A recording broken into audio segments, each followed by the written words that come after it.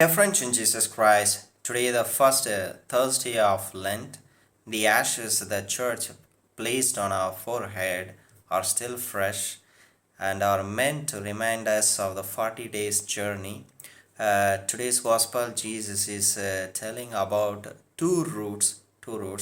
Firstly, the way of the cross that he must undergo, and our way to follow him and our way to follow him. So these two things that Jesus Christ is pointing to us through the gospel of today. And as Jesus says, Jesus that the way of the cross is also meant that of suffering, and also that of glory, that of his glory, that of his suffering and that of his glory. Because he says that he will be rejected by the elders, by the chief priests, scribes, and be killed and raised on the third day. Raised on the third day. So as a follower of Jesus, so for us, what Jesus is telling us, to take up our daily cross, to follow Jesus Christ. Looking at Jesus, by hugging the cross,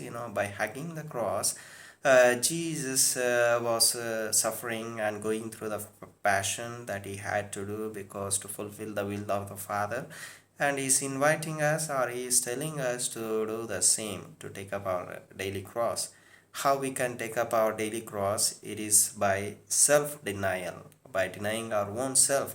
If we do not deny ourselves and look after our life, what happens is that, dear friends, so we are just affirming ourselves and being with ourselves.